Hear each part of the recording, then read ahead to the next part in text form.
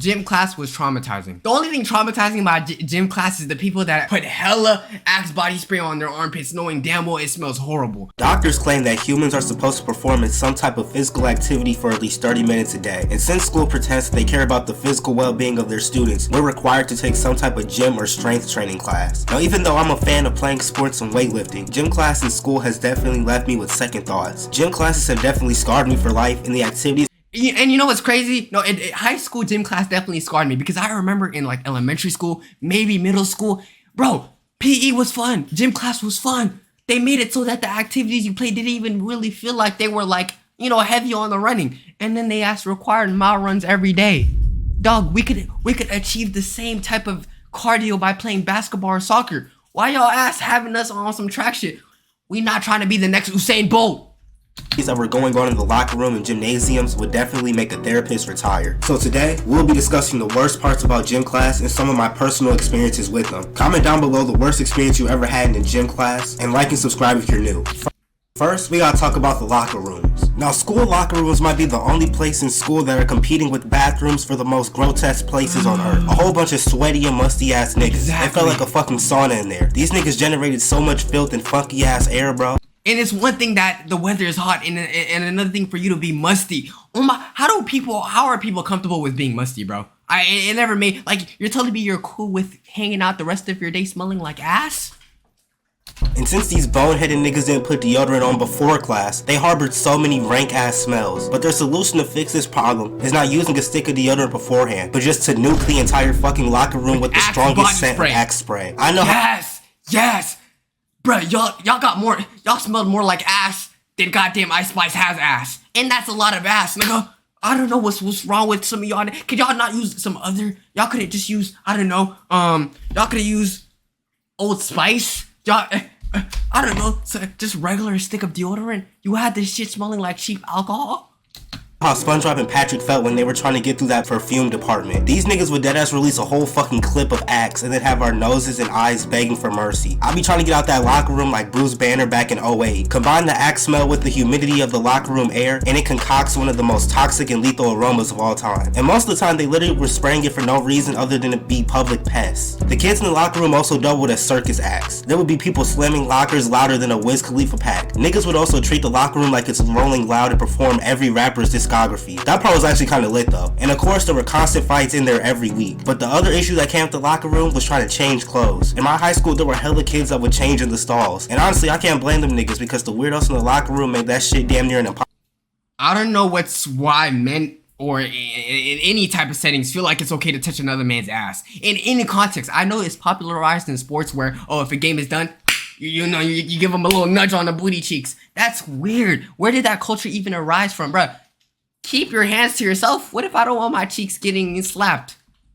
Possible feat. There were so many peeping toms too. You really had to watch your surroundings when it was time to change. I remember once me and my friend were changing after class and we caught this deranged individual lacking. He was creeping out the corner of the locker. Luckily we caught him before we actually started changing and pressed his ass. We also did our best 6ix9ine impression and told the gym teacher. We never saw him again. I'm pretty sure he just got his hour changed, but good riddance. Creeping on people trying to change in the locker room, bro, you do not even deserve to go to school anymore. And I'm not even exaggerating, you're just weird. Hold on, chat, give me 1 second. I gotta really, like, adjust this shit so it fits the full screen. Alright. My bad, alright. Now it's time to talk about the fitness test. These days would always catch me off guard. I would be in the locker room getting ready to play basketball or go to the weight room, and the gym teacher would come in the locker room ecstatic as hell like he popped a perk 30 talking about, we got the pacer today. Few words put more fear in my heart. Now for y'all niggas that don't know what the pacer test is, it's a torture method used on students where they're required to run back and forth from one side of the gym to the other. But okay, don't lie. Even though everyone hates fitness grand pacer test now, the first time y'all knew about it, y'all were running like you had something to prove. Like, you were cool with, like, you know, losing, but you cannot lose to your friends. Everyone would be like, okay, as long as I don't lose to this person, I'm gonna keep running. I feel like that was my motivation. I didn't care about anything else, bro. It wasn't that bad. The only people that complained about this was the big ass niggas that couldn't even do 5. Buddy, this shit was designed for you. I was having fun with it. The catch is that your time to get from one side to the other shortens as the test goes on. When I was in middle school, I used to take the pacer test serious as hell. Like that shit was life or death. I remember me and some other boys had asked our gym teacher what score we had to get for an A. He told us that boys needed 50 or more to get an A. Fuck you mean the boys? So we asked him what girls need to get an A. He told us 30. Now look, I'm a firm believer in equality for everybody, and I found this to be truly unfair. The grading system also made no sense since most of the girls in my gym class were actually fit, and most of the guys were built like Cleveland Jr. The pacer test deadass used to have me fighting for my life. After about level 50, my lungs felt like I had blown through. It made no sense since most of the girls in my gym class were actually fit, and most of the guys were built like Cleveland Jr. The pacer test deadass used to have me fighting for my life. After about level 50, my lungs felt like I had blown through a fresh pack of Newports. I liked it, bro. I don't know, the rush I get from knowing that the guy's about to like say like, 50, like, I don't know, count it. I liked it. These felt like Derrick Rose's in 2012, and I was sweating more than Jordan Peele. But once I hit high school, I realized that the scores that we got on these tests didn't affect our grade in any way, shape, or form. So we would intentionally quit early so that we could get the rest of the class period to do whatever we wanted. But of course, we always had the tryhard niggas who were running like they were trying out for a 10K run. They always thought that they were Mr. Bitches when they would get like 80 or something. But in reality, nobody could give less than a fuck about them, and we're... Another thing we have to talk about that I feel like that's not stressed enough is, bro, sometimes we've been going crazy in P, right? We would be balling hard. Some people have P in the morning and they have to do all of these things. And you're telling me you expect me to stay awake the rest of the class? Like meaning I have like 5 other periods to get through. And you always had me like MJ in the basketball arena in PE. Or running like Bolt on the goddamn pacer test. And you want me to pay attention in fifth period math? How does that make sense? If I sleep in class, blame the PE teachers. They had me grinding, bruh.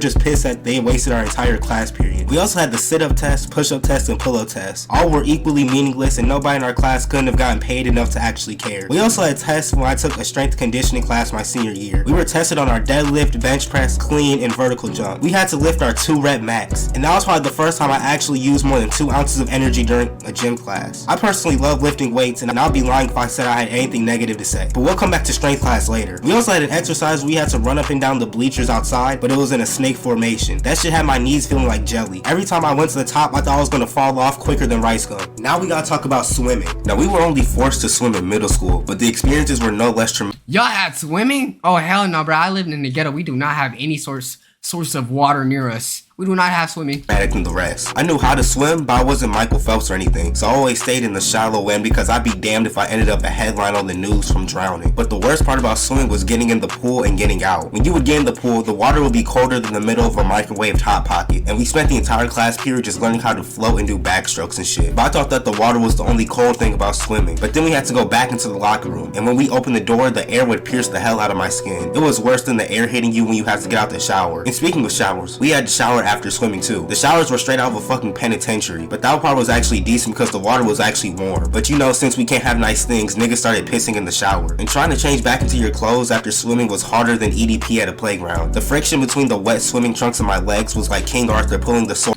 out that stone. And before y'all comment, why didn't you just use a towel? Best believe I did, but I still always had some moisture on me. Pause. So I was always late to my next class because changing clothes would take a couple generations. And side note, there were these mini basketball hoops that were on the side of the pool, and once I went to dunk, it smacked the fuck out of my head on the backboard. I had a big ass knot on my head like I was Tom or something. Now we gotta talk about team sports. Now I specifically want to talk about dodgeball. Now I was lucky enough to be able to play dodgeball with the rubber playground balls for a couple years before our school pussied out and changed them to these memory foam ass balls. But I'll come back to those in a moment. But Dodgeball was the funnest game that I was just trash at.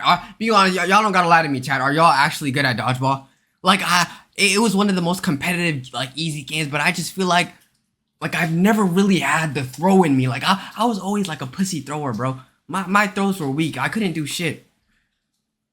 But the dodgeball experience was legendary. There was always the kid who played baseball or softball that had a go-go gadget arm and would whip them hoes at 90 miles per hour. You already know if you had him on your team, then it was a guaranteed dub. There was also the kid who got decked across the face. This happened so much at our school that headshots didn't count, even if... And we all had that PE teacher that would throw at like 80 miles per hour. Nigga would throw faster than that AOT, what is that? The Titan Beast would throw rocks. It was just fast as hell, bruh. It wasn't intentional. And since I was so small back then, I was dodging shit like the Matrix. I was a decent thrower, but my catching made up for it, which I consider kind of impressive because if you ever played dodgeball, you already know those rubber balls are damn near impossible to catch. But back to those memory foam balls that our school eventually switched to, they were so fucking light and wind resistant that even if you used every cell in your body to throw the ball, it was going 2 feet in front of you. Now we gotta talk about the gym teachers. It was so ironic how my gym teachers were always the chunkiest niggas on planet Earth, but they had the nerve to be telling us that we're not trying hard enough, knowing damn well if they tried to do one push-up, they would go into cardiac arrest. It was the worst when you would have gym in one of your first 2 or 3 periods. My nigga, it's 8 in the morning. I'm not doing 100 burpees in a minute. My gym teachers were so lazy, bro, but it felt like these niggas had a JBL speaker built into their vocal cords. Every time they would talk, it would shake the room. And they always had the nerve to send us outside when it's a fucking heat wave or an avalanche. They would just be talking about, it's not that cold, stop complaining. Meanwhile, they're decked out in the newest gear looking like the Michelin Man.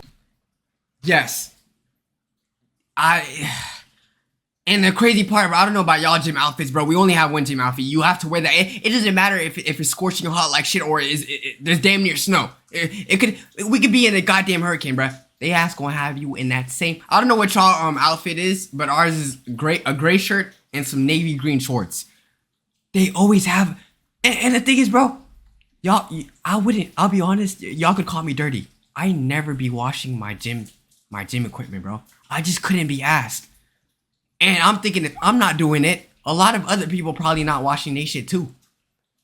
So it's y'all. And the fact that our grades get lower because we don't switch clothes? Lame, bro. Now we gotta talk about the Tryhard Athletes. Now, like I said earlier, every time we had some type of test, these niggas make it their mission to go out their way and try to break some fucking Guinness World Record or something. Even we would just be doing something basic like a game of kickball. They think that they're fucking man of the year and try to boss everyone around. And they overall just take the game too seriously. And it wasn't even like we got graded on how hard we played. As long as you suited up and at least pretended like you cared, you were gonna get 100% for the day. So I have no clue why these niggas insisted on tarnishing our entire gym class. And it's crazy because they don't even be the niggas that are on the sports teams. I'm not understanding you actually played sports for the school, but still, most of the time the people that are on the sports teams be chilling when it comes to gym class. Tryhards are truly their own. No, that's true, bro. It be the basketball niggas that pull up middle of the class where they should be in their class, and they'll talk about, oh, bro, let me take one shot of the basketball. Later, they 1 hour late to class talking about, let me take a shot, and they'll miss, but that's still better than trying hard in PE for no reason. Breed and archetype, and it would get worse when we would be lifting weights. Every day was some new bullshit. One of the main problems were ego lifters. They always thought that they could bench like 400 pounds but would struggle with 130. The amount of these types of people in my class was insane. They spend more time talking and trying to brag than they do actually trying to improve and get stronger. And then they wonder why they're always hurt and have more injuries than Anthony Davis. If you don't get no icy hot and humble yourself, my nigga, stop ego lifting 2023, man. Let's make it happen. But I think that's gonna cover everything for this video. Thank you all for watching. Thank you for all the love that y'all been showing me, man. It's really crazy, but you know, I just want to thank y'all as much as I can. That concludes that video. Let me know what y'all hate about gym class. If you're watching on YouTube, make sure you guys subscribe. Join us on Discord, catch us on Twitch, all that good stuff. Wag stuff for life. Love y'all, and peace.